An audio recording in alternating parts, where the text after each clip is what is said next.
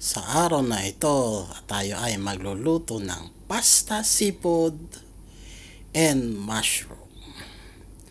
Simpleng recipe lang na masarap. Umpisa na natin. Ang ating mga ingredients ay spaghetti pasta, 300 grams,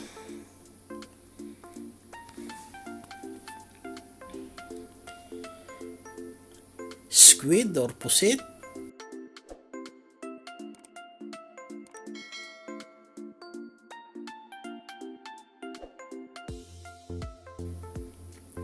mushroom. Ang mushroom ay yung hindi na press, nasa lata ng aking ginamit. Konting pork na slice ko ng maninipis, ginger,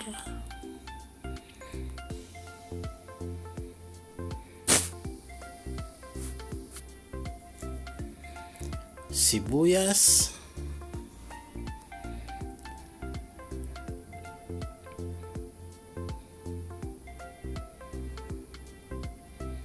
at bawang.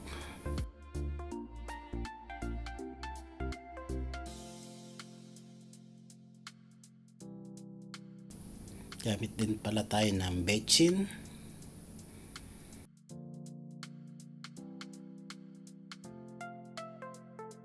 salt, iodized salt ang aking ginagamit,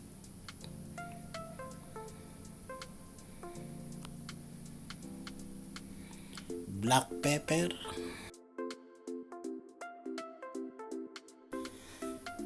sesame oil,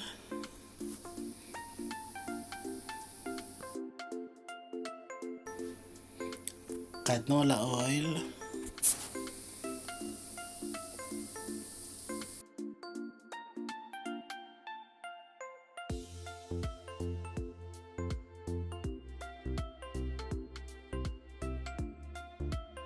magpainit na tayo ng kaldero na may canola oil.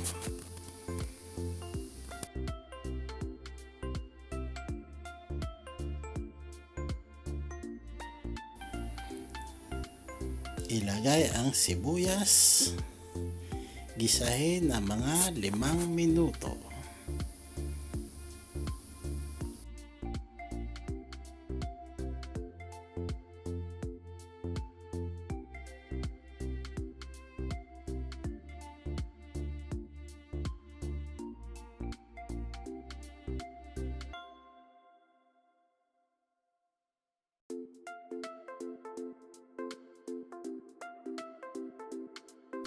Pagkatapos na 5 minuto, ilagay ang bawang.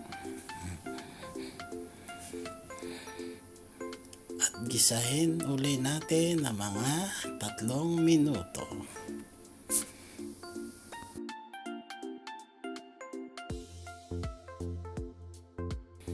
Pagkalipas ng 3 minuto, ilagay naman natin ang luya or ginger. Gisahin uli natin ng mga 3 minuto.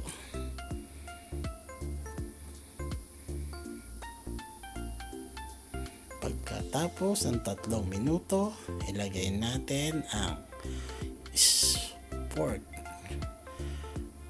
Maninipis lang pork ang aking ginamit. Optional lang yan. Pagkatapos ng mga 3 minuto, inilagay ko na ang mushroom.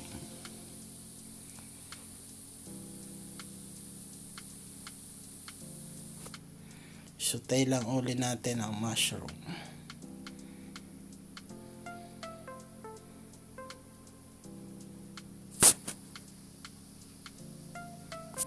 Pagkatapos ng mga 5 minuto, ihalo na natin ang pusit. Hiniwa ko pala to ng mga pa-cubes.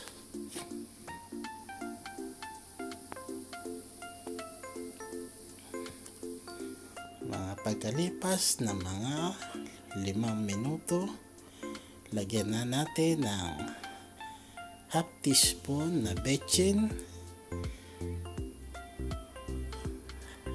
half tablespoon na asin, pamintang durog,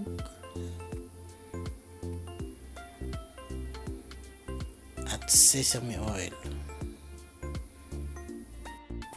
Haluin lang uli natin ang mga ingredients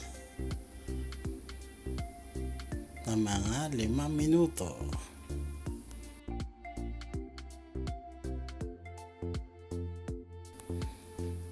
Naglagay pala ako dyan ng kalahating pork cubes.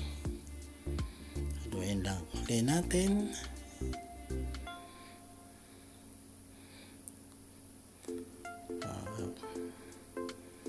Pagkalipas ng mga 5 minuto, ilagay na natin ang ating spaghetti pasta.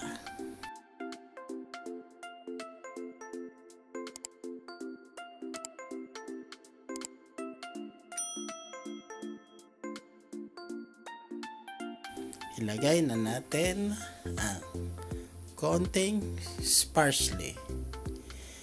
Ang parsley ay isang optional lang kung gusto nyo maglagay. At haluin na natin. Haluin natin mabuti para kumapit ang mga ingredients natin. At ito na yung ating spaghetti pasta seafood with mushroom.